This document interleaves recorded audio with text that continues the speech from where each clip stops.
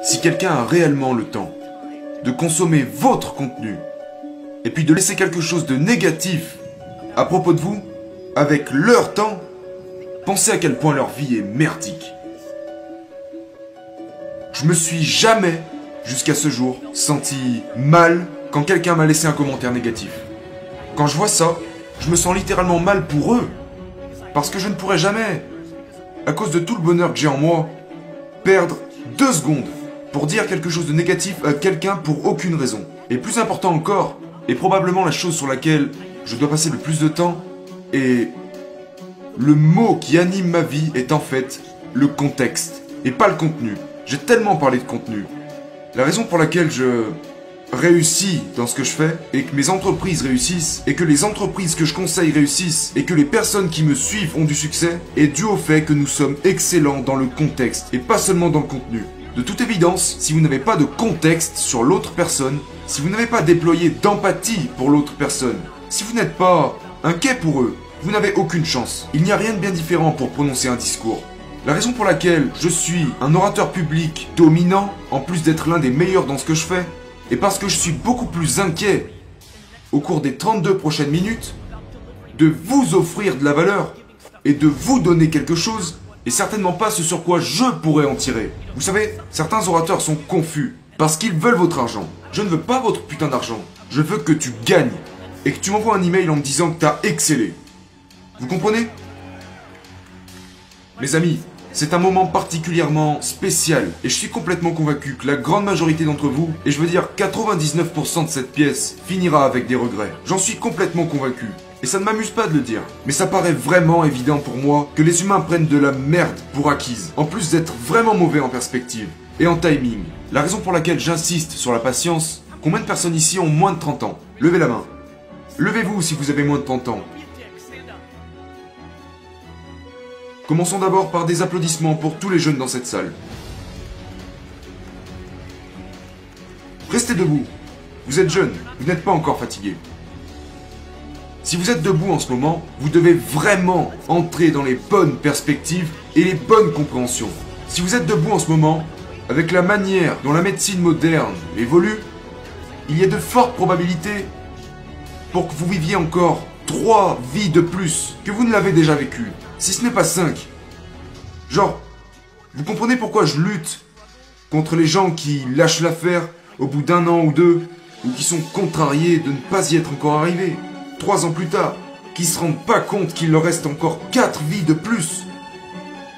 Je suis sérieux. C'est comme si vous avez littéralement 4 vies de plus, 5 vies à vivre. Genre, le jour de votre naissance. Bien sûr, vous vous en rappelez pas. Mais juste cette première seconde. Vous êtes sur le point de la revivre 3 à 4 fois de plus. Littéralement. Littéralement. Votre plus grand avantage réside dans le temps. Pour toutes les meilleures choses que j'ai dans ma vie, je les abandonnerai littéralement. Toutes, juste pour avoir 25 ans supplémentaires. J'abandonnerai tout ce que j'ai, parce que c'est à ce point que le temps est précieux. Et la grande majorité de cette salle a le temps. Vous avez le temps comme atout. Et chaque jour, votre atout numéro 1, qui est le temps, vous le gâchez en étant impatient. Principalement parce que vous avez écouté la société, ou vos parents qui vous ont enseigné l'impatience. Le fait que les gens pensent à 18 ans, 22 ans, 30 ans, qu'ils doivent avoir les choses rapidement, est putain de ridicule. Permettez-moi de vous promettre que tous ces parents, et ces oncles, et ces grands-parents, qui insistent avec vous sur le fait que vous devez gagner rapidement, n'ont toujours rien compris à cette merde. Je suis sérieux. Donc ce non-sens, ce putain de non-sens que vous devez comprendre à 18 ans, 22 ans ou 30 ans. Vous savez que beaucoup de gens flippent à 30 ans? Combien de personnes ont 30 ans ici? C'est de la folie. Les gens commencent à se réveiller à 30 ans. Genre, pendant tout ce temps-là, c'était des putains de gamins. Et donc je suis incroyablement, récemment conscient que l'un des... Vous savez, les gens sont comme... Comment tu fais, genre, mes parents étaient comme les tiens, et moi aussi je viens de nulle part. Et plus je vieillis, plus je me dis... Merde, la raison pour laquelle je gagne est parce que j'ai compris le temps. Écoutez, Je sais que je peux me faire renverser par un bus, ou me retrouver en phase terminale, je le sais. Mais voici le problème, c'est beaucoup plus improbable pour la majorité d'entre vous. Les maths fonctionnent en votre faveur et pourtant nous sommes étonnamment impatients. La patience est le fondement de mon succès. Patience, adversité. Ce sont les fondements de mon succès. Combien de personnes ici ont moins de 28 ans? Levez la main. La moitié de cette pièce. Les gars, les filles, à 28 ans, j'étais dans un putain de sous-sol d'un magasin d'alcool à emballer du vin dans des boîtes à expédier. Et je faisais ça depuis mes 20 ans. Je gagnais 67 000 $ par an à emballer des bouteilles de vin pour les faire expédier. J'étais l'assistant. J'étais dans les caves.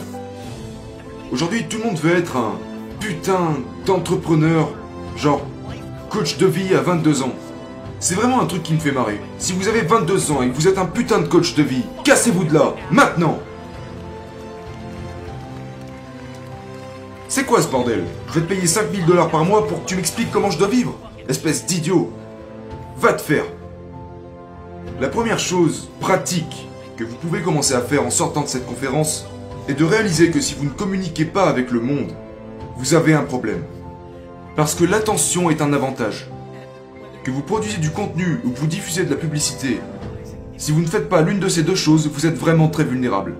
Ma plus grande préoccupation est qu'il y ait beaucoup de gens ici qui passent une super année. Combien de gens ici actuellement connaissent la meilleure année de leur business? C'est phénoménal, j'en tremble. Ça me fait peur du début à la fin. Parce que si vous gagnez sans les trucs auxquels je crois, ça signifie que vous êtes vulnérable. La raison pour laquelle vous voyez des vidéos de moi surgir en parlant de Toys R Us, ou Sears, ou d'autres entreprises en difficulté, et maintenant ça me donne l'air vraiment intelligent. Parce qu'il y a 7 ou 8 ans, ils ne faisaient pas les choses que je savais qu'ils devaient faire pour réussir aujourd'hui. Et c'est devenu leur vulnérabilité. Si vous vendez une tonne de maisons, ou si vous avez plus de clients que vous n'en avez jamais eu, ou quoi que ce soit, quel que soit le succès que vous rencontrez, si vous le faites sans produire un volume important de contenu chaque jour, sur Facebook, Twitter, LinkedIn, Instagram, vous savez, YouTube ou en podcast, vous devenez immédiatement 2 fois plus vulnérable. Parce que quelqu'un d'autre va le faire. Et au fil du temps, il volera votre audience. Il le fera. Et donc, je vous recommande fortement de réaliser que cette chose tangible sur laquelle vous devriez réfléchir en sortant de cette salle, et de comprendre comment vous allez communiquer avec le monde. J'ai décidé il y a 18 mois de la façon dont j'allais communiquer avec le monde, de la façon dont j'allais être documenté, vivre ma vie, et puis publier ces 12 heures de vidéo, format vidéo, audio et à l'écrit. Parce que c'est comme ça, vous savez, que nous consommons. Je veux dire, vous savez, je parle tellement du numérique depuis des années, et les gens se moquaient de moi, genre « Hey Gary, tu prônes tellement le numérique, pourquoi tu continues d'écrire des livres ?» Et je réponds « Parce que les gens continuent de lire des livres. » Moi, je les lirai pas. Mais je ne suis pas la personne qui m'intéresse. C'est mon public qui m'intéresse. Et donc, si vous aimez consommer du contenu pendant que vous vous promenez avec votre chien ou en courant le matin, eh bien, je vais produire des podcasts. Si vous aimez vous asseoir avec un verre de vin ou de bière et regarder des vidéos, eh ben, je vais produire des vidéos. Et ensuite les mettre sur Facebook et YouTube et Roku et partout où je pourrais le faire. Parce que la première chose que vous ne devriez jamais faire est de créer des frictions avec votre audience. Savez-vous combien d'entre vous manquent des opportunités parce que vous arrêtez de publier quelque part pour vous concentrer sur Instagram parce que c'est là que se trouve votre meilleure audience. Donc vous devenez fondamentalement 100% vulnérable sur une plateforme. Allez parler à toutes les personnes qui ont explosé sur MySpace. Parce que ça marche. Donc, la première chose que vous devez faire est de développer cette confiance en vous-même. Et de trouver comment vous souhaitez communiquer et qu'est-ce que vous souhaitez communiquer. La partie vraiment importante à ce sujet est que la vidéo est ce qui fonctionne le mieux. Mais beaucoup de gens ici ne veulent pas ou se sentent mal à l'aise devant la caméra. Et c'est très bien. Forcez-vous et vous perdrez. Vous aurez toujours cette conscience qui vous dira « Qu'est-ce que j'aime le plus ?» Parce que la réalité d'essayer de réussir est vraiment fascinante pour moi. Tout le monde a l'ambition, ou pense au processus de vivre la vie des 1%. Mais la grande majorité n'ose pas adopter l'éthique de travail qui correspond à la vie des 1%. Et c'est très bien. Vous savez, autre chose de complètement contradictoire, combien de personnes que je connais sont beaucoup plus heureuses? J'ai vraiment observé beaucoup d'entreprises, probablement des dizaines de milliers au cours des 20 dernières années, en raison de ma carrière dans l'investissement. Il y a tellement de gens qui ont une entreprise qui leur rapporte 200 000 $ par an, qui veulent grandir, et puis quand ils atteignent un chiffre d'affaires de 280 000 $ par an, ils sont passés de extrêmement heureux à misérables, dans ce tout petit delta. S'il vous plaît, dans un monde de succès, s'il vous plaît, comprenez que le succès réside dans le bonheur, et certainement pas dans les dollars nets d'impôts. Je répondais dernièrement aux commentaires sur un de mes derniers posts Instagram, au sujet des ventes de garage. Et beaucoup des commentaires disaient des choses comme « Je comprends pas, pourquoi quelqu'un qui vaut des centaines de millions de dollars va dans ses garages pour acheter des choses à 1 $ et les revendre pour 15 $. Et je suis littéralement là-bas, genre, garé sur le trottoir, en train de vous parler sur place, et de répondre à des gamins sur Instagram qui me demandent ce que je fous, et je réponds « C'est mon bonheur ». Moi, Gary, en tant qu'humain, je suis beaucoup plus heureux quand je vais à une vente de garage et que j'achète quelque chose qui vaut 20 $ pour 1 $, et de prendre le plaisir de découvrir que je viens de payer quelque chose 1 $ et que je vais le revendre 20 $, que je le suis quand je décroche un contrat de 7 millions de $ pour VaynerMedia. Et au fait, il n'y a pas de comparaison. C'est juste qui je suis. Et je fais ce qu'il faut pour être en accord avec ce que je suis. Et donc, s'il vous plaît, soyez vraiment conscient de vous-même. Et aussi, la raison pour laquelle ça marche, la raison pour laquelle j'arrivais à faire 64 000 $ par an à l'âge de 27 ans. Mais là, je sais que quand je disais tout ça, un paquet d'entre vous se disait « Ouais, mais c'est parce que tu as des centaines de millions de dollars. » Mais vous ne comprenez pas. J'étais le même mec à 27 ans en faisant 64 000 $ par an. Ce qui fait que je suis si heureux. Le bonheur est tellement putain d'important. Je suis tellement obsédé par le bonheur et je déteste le succès, l'esprit d'entreprise et tous ces trucs quand ils sont placés sur un piédestal. Est-ce que vous arrivez à comprendre que la plupart pensent qu'ils doivent atteindre 1 million de dollars pour se dire genre, c'est bon? Pendant ce temps-là, aux États-Unis, l'un des pays les plus riches dans le monde, 440 000 $ par an est le cap minimum des 1%. Nous avons un succès complètement incompris. Nous vivons un succès complètement incompris. Permettez-moi de vous dire à quoi ressemble le succès. Le succès, c'est quand tu te réveilles le matin et que tu es putain d'heureux. Une fois encore, combien de personnes ici travaillent quelque part mais souhaiteraient faire leur propre truc? Levez la main. Plus de la moitié de ce public. En attendant, laissez-moi vous dire pourquoi la plupart des mains viennent de se lever. Et pourquoi vous n'y arrivez pas. Vous achetez de la merde avec votre argent. Savez-vous combien de personnes ici conduisent littéralement des voitures dans le but d'impressionner les autres? Les autres qu'ils détestent? Les gens s'endettent littéralement ou continuent d'aller à un travail qu'ils n'aiment pas par prétexte de faire quelque chose qui les rendra heureux. Parce qu'ils doivent acheter une voiture avec un certain logo pour impressionner les gens, qu'ils méprisent le reste du temps. Comprenez-vous à quel point ils sont minables? Savez-vous combien de personnes ici vivent dans des maisons où ils n'utilisent pas plus de la moitié des pièces? Genre, nous sommes tellement, fondamentalement, dans un contexte qui n'a aucun sens. Je suis incroyablement passionné de savoir combien d'argent vous gagnez et de ce que vous pourriez en faire pour vous en sortir. Mais le problème est que les gens font tellement de choses pour ressembler à leur idole et faire croire qu'ils ont réussi, pour apaiser leurs parents, et un million d'autres putains de choses qui n'ont rien à voir avec eux-mêmes. Et nous devons changer ce putain de jeu. Internet est la chose la plus attirante. Internet est un endroit où vous pouvez gagner 54 000 $ par an en parlant seulement de beurre de cacahuète. C'est important les gars. C'est terriblement important que j'aborde ce sujet. Internet, contrairement au monde réel, est un endroit où le long tail est récompensé. Le long tail. La raison pour laquelle je suis moqué quand je fais des ventes de garage est parce que c'est le moyen le plus rapide, dans tous les cas, parce que je savais que j'allais me tenir ici. Savez-vous à quel point c'est fou? Surtout dans un marché comme celui-ci, avec eBay, même si Amazon est encore plus mature et en avance. Comprenez-vous à quel point c'est fou? Genre que si vous allez dans les vides-greniers, des 5 plus grands détaillants en Australie, et acheter des choses en liquidation, pour les remettre en vente sur eBay, la grande majorité de ce public pourrait faire entre 50 et 100 000 $ par an. Seulement en faisant ça pendant 9 à 10 heures par jour. La chose qui m'a fait réussir, bien plus que la passion ou mon énergie, est mon efficacité disproportionnée. La plupart des gens pensent qu'un entrepreneur est celui qui débarque avec le prochain Suprême, ou le nouveau Adidas, ou le prochain Uber ou Facebook. Mais pendant ce temps, ils ont 40 000 $ de dette, occupent un emploi qu'ils détestent, alors qu'ils pourraient littéralement aller dans les 5 magasins discount qui dominent ce marché, acheter des produits un peu moins chers, et puis une fois chez eux, prendre en photo les articles avec leur putain de téléphone, télécharger eBay, mettre en vente ces merdes et aller les poster une fois que ça s'est vendu. Ils pourraient se désendetter et entrer en sécurité financière. Mais les gens ne veulent pas faire ça.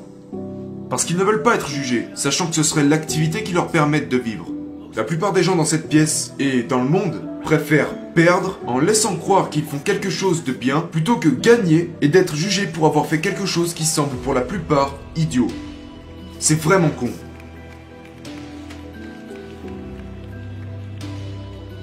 Et ça m'emmène à la chose qui m'importe le plus. Pourquoi vous vivez votre vie basée sur l'opinion des autres? Si je pouvais frapper le visage de la mère de chaque personne dans ce public, je le ferais.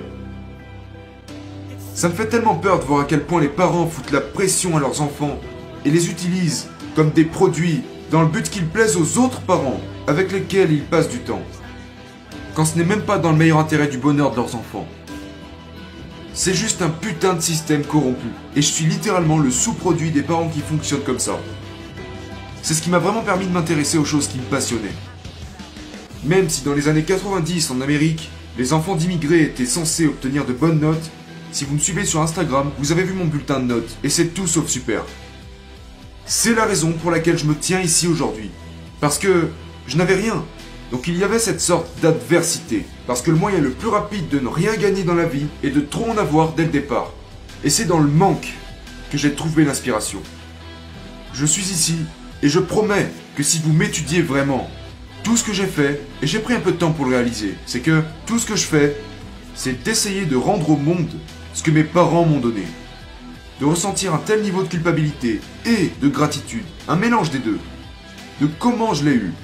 Et tout ce que j'essaie de faire avec ma popularité ou mon attention est de créer un bouclier pour vous protéger. Savez-vous à quel point cela me rend heureux de savoir combien de personnes utilisent mon contenu pour le montrer à la personne avec laquelle ils se battent en interne ou inconsciemment, pour se donner la possibilité de faire la chose qu'ils veulent faire. C'est ce qui me fait me sentir incroyable. C'est le grand cadeau de ma vie. Que beaucoup de gens utilisent mon contenu pour se donner la permission de faire la putain de chose qu'ils veulent faire. Et c'est ce qui me pousse à voler à travers le monde et à continuer de le faire. C'est incroyablement satisfaisant. J'ai reçu le mien. J'ai des nouvelles de tout le monde. J'ai reçu le mien bien avant de monter sur scène et de commencer à faire ces trucs. Je n'ai pas besoin de monétiser mon public.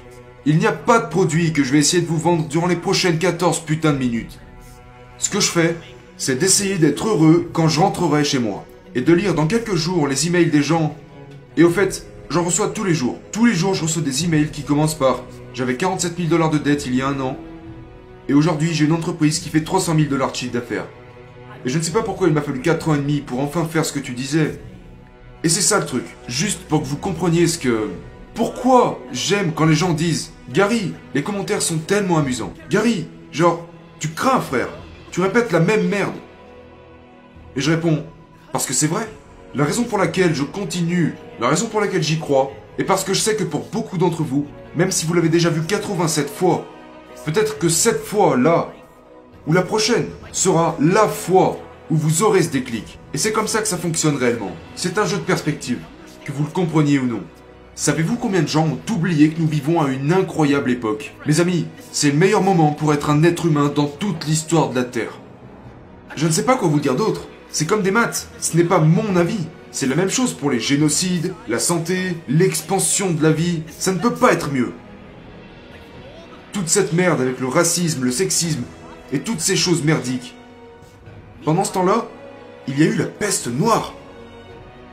Pendant ce temps-là, il y a eu des choses bien plus graves. Pendant ce temps-là, des gens vivaient l'horreur. Et nous, on est là et on se plaint pour les trucs les plus stupides qui puissent exister.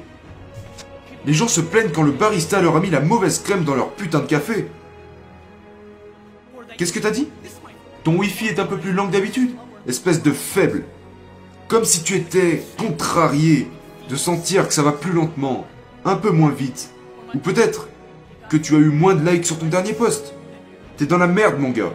Genre, les trucs sur lesquels nous passons réellement du temps est fascinant. Pour moi, c'est dû à un putain de manque de perspective. Et donc je passe beaucoup de temps à essayer de contextualiser ce qui se passe réellement.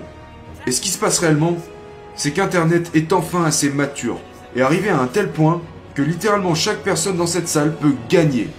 Mais pas au détriment de quelqu'un d'autre. Parce que le long tail est si énorme que si ils sont prêts à se pencher sur des choses sur lesquelles la plupart des gens ne sont pas prêts à se pencher, avec de l'humilité, le fait de ne pas faire attention au jugement des autres, et une extrême patience.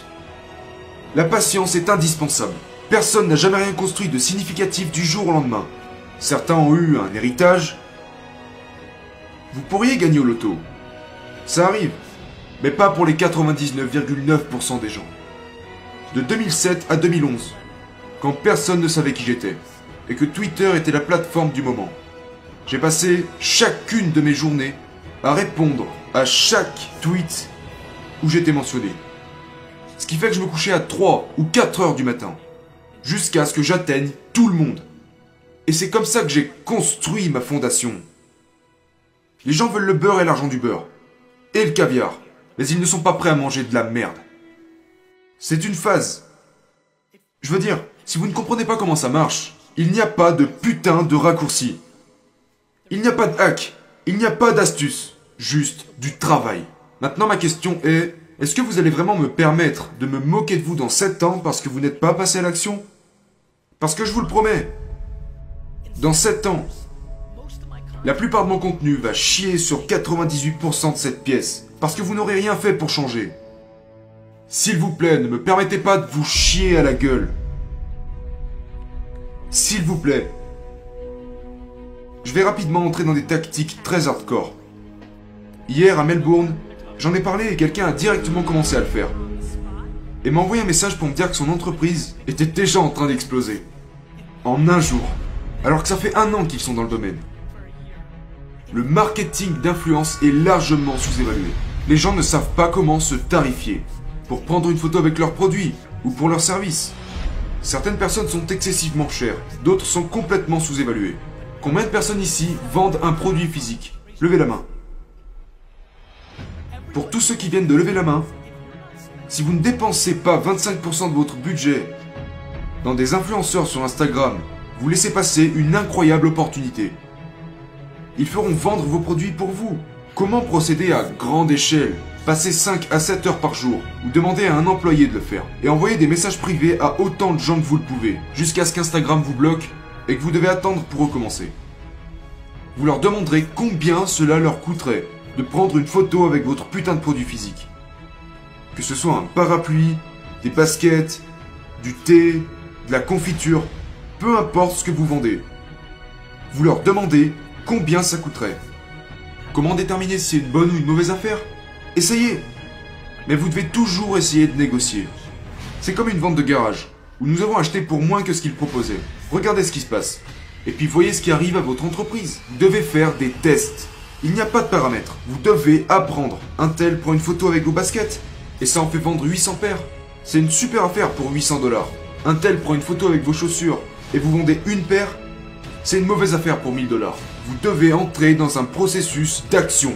Tellement de gens, ici dans cette pièce. Quand je dis dans cette pièce, je veux dire tout le monde. Tout le monde parle de théorie, de stratégie et de concept, mais personne ne passe à l'action.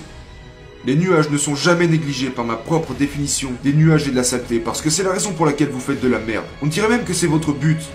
Pour moi, je sais comment m'y prendre pour atteindre tous mes objectifs. Je dois me salir les mains et me mettre au travail. Trop de gens sont tellement fascinés par... Je veux dire qu'il y avait un enfant l'année dernière qui veut franchir, genre... Vous savez, genre... Je veux dire, le gars a dû aller chez les Navy Seals. Le mec a passé tous les tests 2 fois. Et j'étais en train de quitter l'événement la nuit dernière. Et on a parlé quelques minutes. Je l'ai laissé parler. Et il s'est approché, il a dit... Gary, je me visualise dans des palais et des voitures par balle. Et je lui réponds, cool mec, très bien. Genre, vas-y. Et je pouvais sentir qu'il avait peur en me disant ça, parce qu'il savait que je voulais lui casser sa putain de gueule. Mais j'ai dit, cool, super, fais-le, moi je m'en fous. Mais le problème est que, si vous rêvez de yacht, de voiture, de massage et de diamants et toutes ces merdes. Ça ne suffit pas de les vouloir. C'est de la rêverie. La raison pour laquelle je peux me concentrer sur la saleté, c'est qu'il n'y a pas d'autre putain d'alternative.